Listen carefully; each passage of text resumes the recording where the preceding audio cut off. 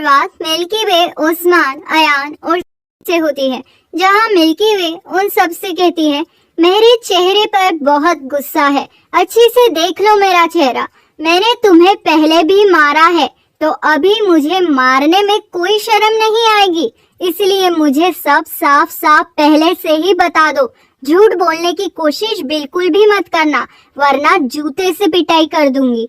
वही मुजफ्फर गड़बड़ घोटाला करके मजे से नींद ले रहा होता है और इन लोगों की तो बैंड बज जाती है। निहात उस्मान से पूछता है, कैंप पर तुम क्या करने गए थे?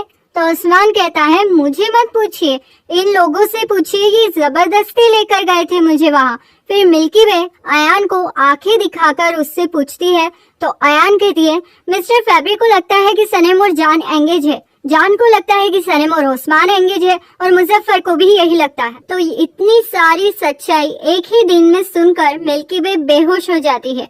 फिर सीन जान पर शिफ्ट होता है, वो बिल्कुल अकेला परेशान बैठा होता है। इतने में ही वहाँ आकिब आता है। वो जान से कहता है, कैसे हो तुम मेरे भाई, तबीयत तो ठीक है ना तुम्हारी? तो जान उससे कुछ कह नहीं पाता है। तो आकिब कहता है, प्लीज मेटिन से बात करो। तो जान कहता है, अरे नहीं। तो आकिब कहता है, अरे नहीं क्या, वो लोग तुम पर केस करेंगे। तो जान कहता है, देखो अगर मैंने कोई भी कदम उठाया तो मैं इसमें बस फंसता ही चला जाऊंगा, मेरे पास कोई प्रूफ नहीं है।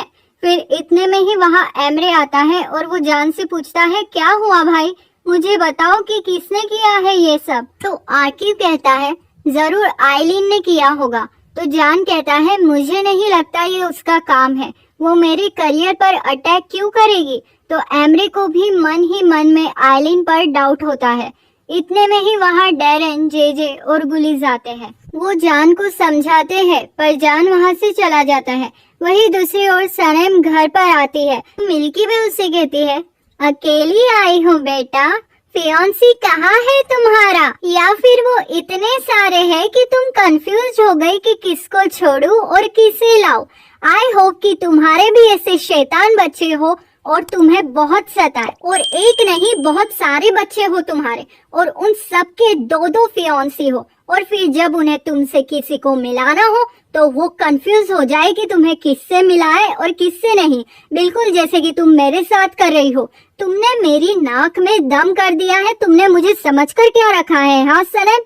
फिर इतने में ही वहाँ आयसून आती है और वो सनम से कहती है, तुम पहले मुझे ये बताओ कि तुम किसके साथ फ्लर्ट कर रही थी। तो निहात उस पर बरस पड़ता है और उसे उसके बेटे को ले जाने के लिए कहता है। जैसे ही मुजफ्फर वहाँ से जाता है वैसे ही मिल्की वे बेलन लेकर सनम और लाला के पीछे भागती है और सनम और लाला खुद को बचाने के लिए आगे आगे भागती है। वहीं दूसरी ओर जान परेशान होने की वजह से बहुत एक्सरसाइज करता है।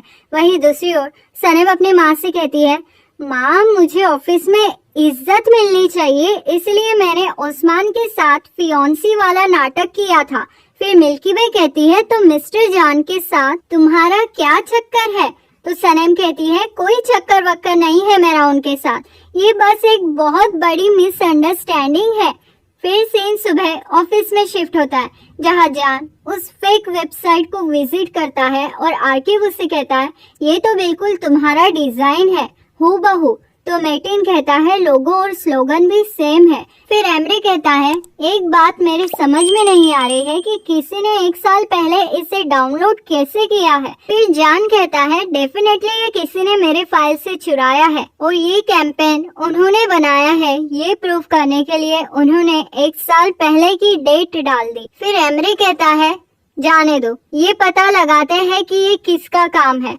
फिर जान कहता है, इस प्रोजेक्ट के बारे में सिर्फ मुझे और आर्किव को ही पता था, तो क्या आर्किव ऐसा हो सकता है कि तुम्हारे यहाँ प्रिंटिंग करते वक्त किसी ने ये चुराया होगा? तो आर्किव कहता है, नहीं, मैंने ही इन्हें प्रिंट किया था और ऐसा होना बिल्कुल भी पॉसिबल नहीं है। तो जान कहता है, फिर तो जरूर मेरे ऑफिस से ही ये किसी ने चुराया होगा। तो मेटिन कहता है, जान तुम फिक्र मत करो, हम ये संभाल लेंगे। तो आर्किव कहता है, हमें एक हैकर को ढूंढना पड़ेगा, वो ये सब पता लगा सकता है।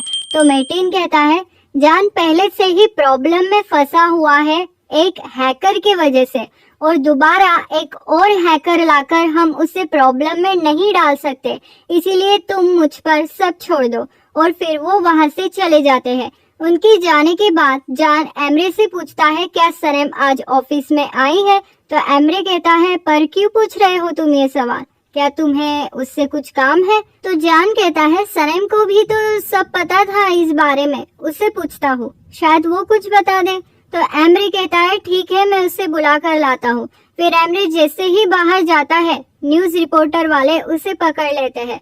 फिर थोड़ी ही देर बाद जान के ऑफिस में सनम चाय लेकर आती है और उसे उसका हाल पूछती है, पर इतने में ही डेरन वहाँ पर आ जाती है। वो जान को चिपकती है और उससे कहती है चलो हम कहीं बाहर चलते हैं। फिर डेरन सनम से कहती है सनम हमें प्राइवेसी चाहिए। तो सनम कहती है ठीक है और वो वहाँ से जाने लगती है। इतने में ही जान उसे रोक लेता है और डेरन से कहता है मुझे सनम से कुछ बात करनी है। वहीं दूसरी ओर जब एमरे ऑफिस में सनम को ढूंढ रहा होता है तब उसे लायला से पता चलता है कि सनम ऑलरेडी जान के ऑफिस में चली गई है। तो वो ये सब सुनकर घबरा जाता है। फिर डेरन जान से कहती है न्यूज वाले आए हैं, आपको उनसे मिलना चाहिए, हमारे कस्टमर्स दिन पे दिन कम हो रहे हैं। इतने में ही वहाँ एमरे आ जाता है और जान से कहता है भाई प्रेस वाले आए हैं। तो जान कहता है मैं किसी को कोई एक्सप्लेनेशन नहीं दूंगा।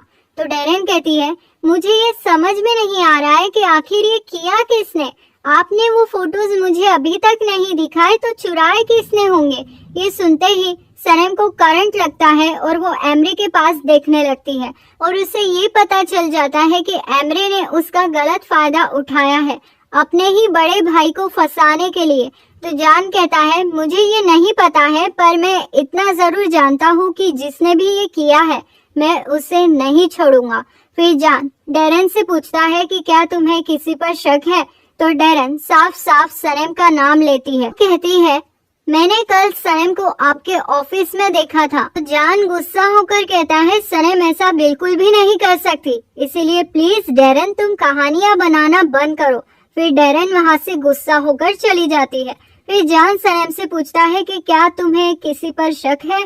तो सनम पहले तो एमरे के पास देखती है और कहती है नहीं मुझे किसी पर शक नहीं है। फिर जान बार बार सनम से पूछता है और वो एमरे को बचाने के लिए बार बार मना करती जाती है। फिर सनम एमरे को खुन्नस से देखकर वहाँ से चली जाती है। शायद अब सनम को एमरे के इरादों पर शक होने लगा है। तो अब क्या होगा? क्या सनम अब से एमरे के लिए काम करना छोड़ देगी या कहानी में कुछ और ही होने वाला है? जानने के लिए बने रहिए, जल्द मुलाकात होगी अगले एपिसोड में।